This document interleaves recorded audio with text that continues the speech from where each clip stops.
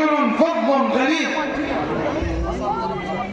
فأرسله وأرسل معه أعوانا وانطلق، فاستأذن على علي فأبى أن يأذن له، فرجع أصحاب قنفذ إلى أبي بكر وعمر فقالوا لم يؤذن لنا. احتصت عني. فقال عمر اذهبوا فإن أذن لكم وإلا فادخلوا بغير إذن. فانطلقوا فاستأذنوا على فاطمة فخرجت إليهم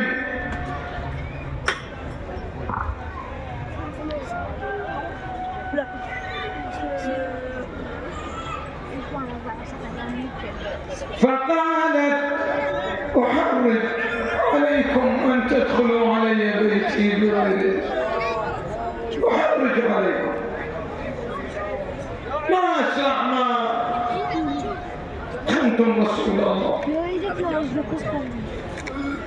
فرجعوا وثبت قنفذ الملعون، فغضب عمر وقال ما لنا وللنساء،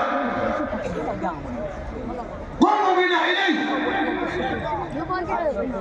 فقام أبو بكر وعمر وعثمان وخالد بن الوليد والمغيرة بن شعبة وأبو عبيدة بن الجراح وسالم مولى أبي حذيفة وعبد الرحمن بن عوف وزيد بن ثابت ومحمد بن مسلم وزياد بن لبيد وأسيد بن حضير وثابت بن قيس بن شماس وسلمة بن سلامة ابن حريش الأشهري وزيد بن أسلم، وكان ممن حمل الحطب مع عمر وغيرهم كثير.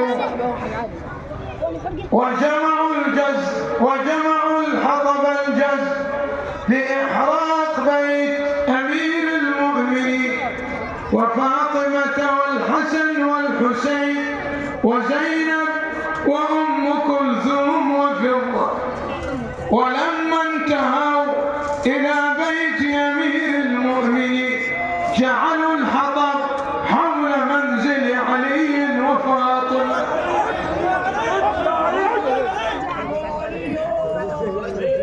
وأقبل عمر وبيده قبس النار وقرع الباب قرعا شديدا فقال والذي نفس عمر بيده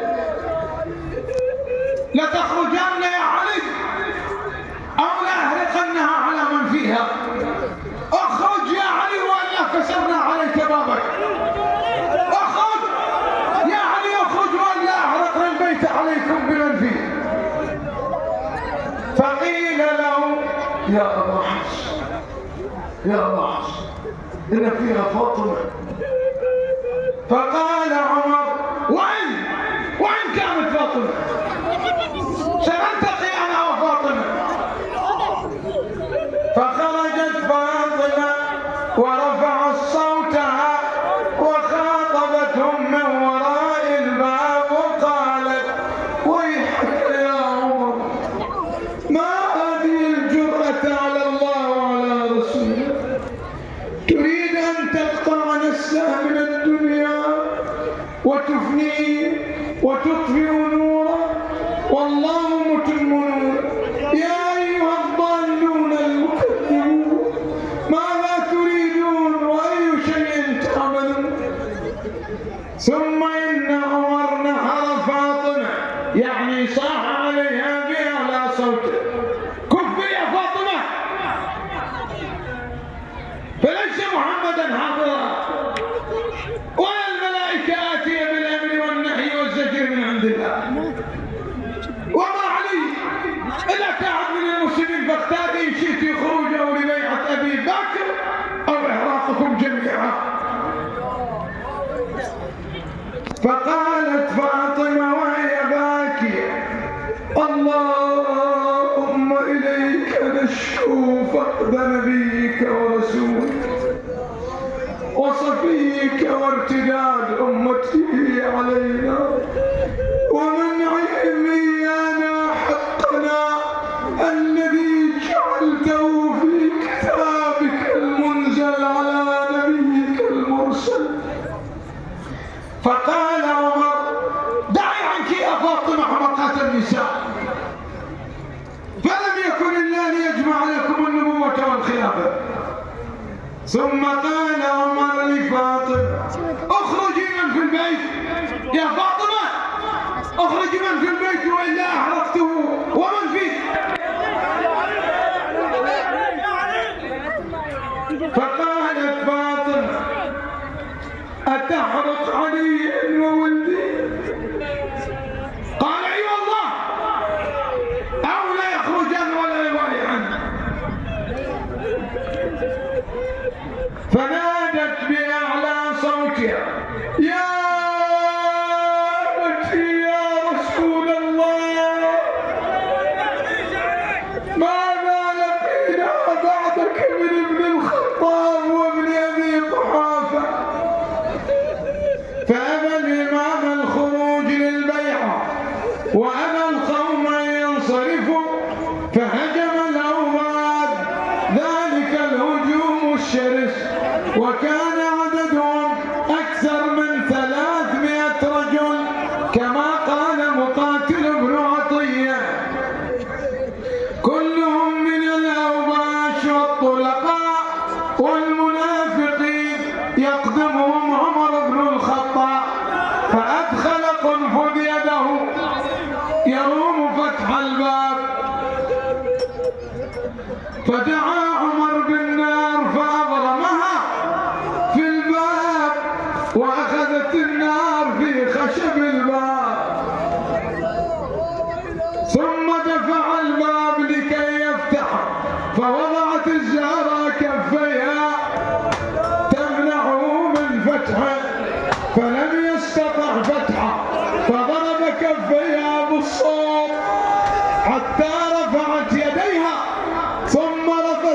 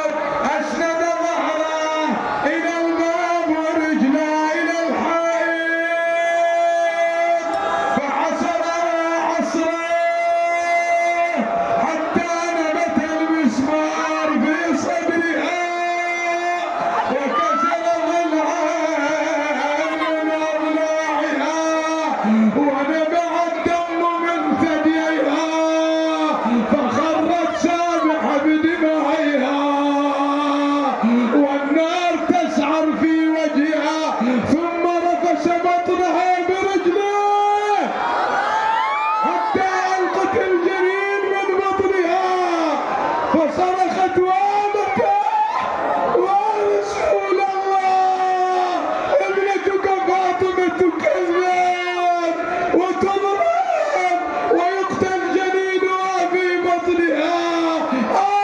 يا فضة، إليك خذيني، إلى صدرك سنديني. فخرج أمير المؤمنين عليه السلام وأخذ بعمر بن تلابيب، جلد به الأرض وجلس على صدره وقال: والله يا ابن سعد، لولا كتاب من الله سبق وعهد عهده إلي النبي لعلمت أنك لا تدخل علي بيتي بغير.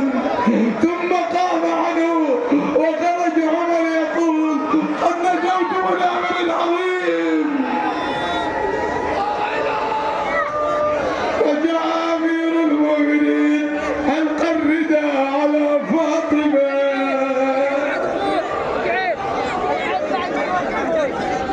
وصاح: يا فضة، يا فضة، أدركي مولاتك فاقبلي منها ما تقبله النساء، فقد جاءها المخاض من الرفسة ورد الماء وأسقطت محسنا. ثم قال: إنه لاحق بجده أمير المؤمنين. فقال عمر: دونكم الرجل فإنه موسى. فهجموا عليه فأراد علي أن يأخذ سيفه فسبقوا إليه وضبطوه. أيوة علي.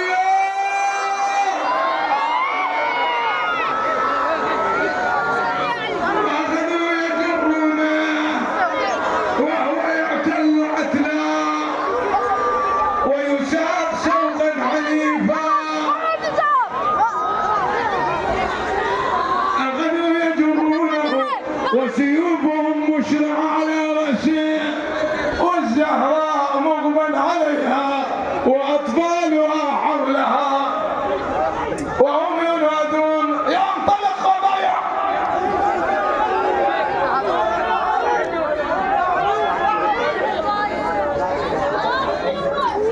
فبينما هم كذلك وإذا بالزهراء أفاقت قالت: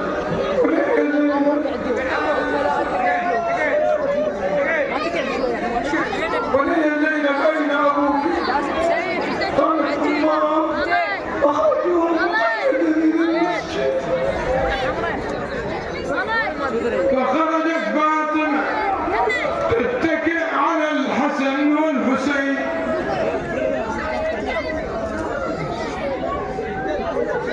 وفضة انشغلت كي تواري المحسن.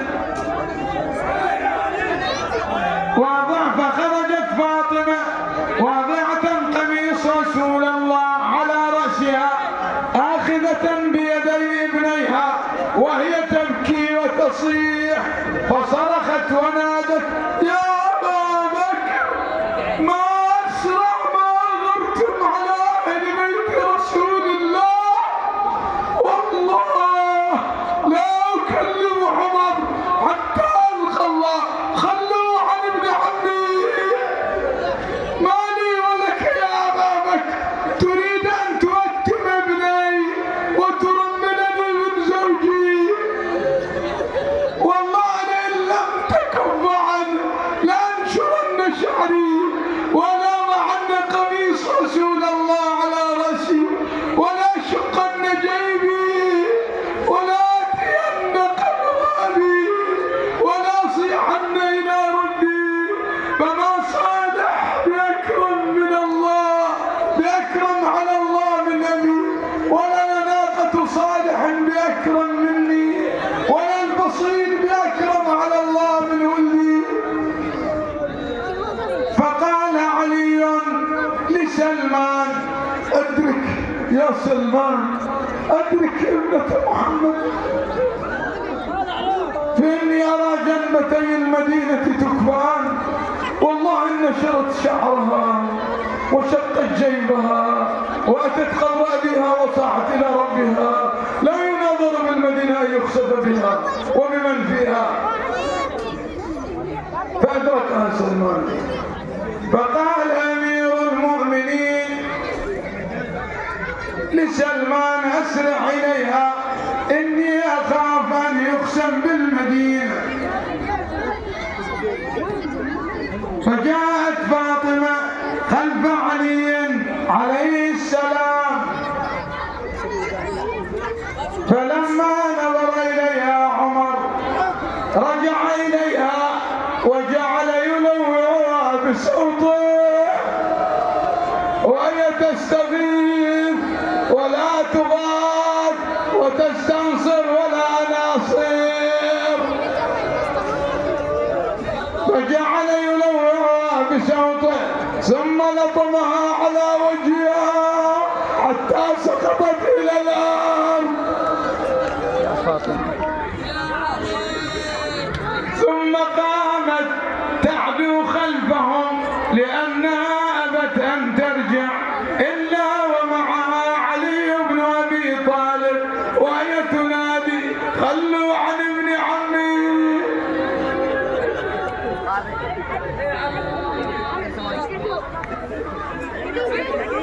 فلما نظر إليها عمر بأنها لم تسمع كلامه ولم ترجع أمر قنفذ فرجع إليها وجعل يلوعها بصوته على رأسها أمر على عبد ضربني ومن ضربة للقاع دبني.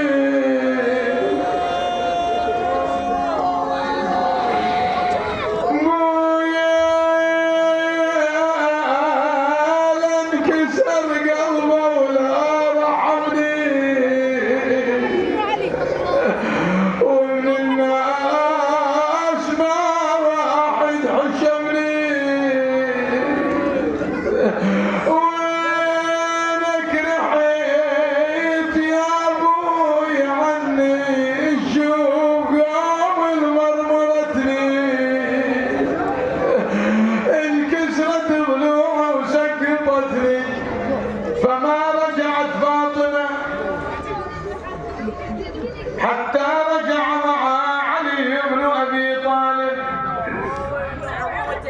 فقال أبو بكر اتركوا زوجها لها رحمة بها.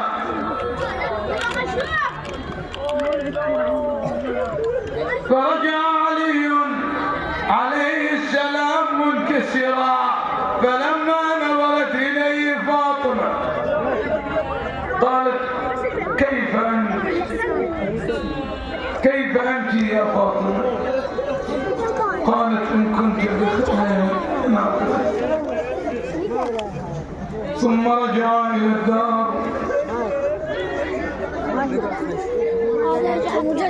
وجلس علي حزينا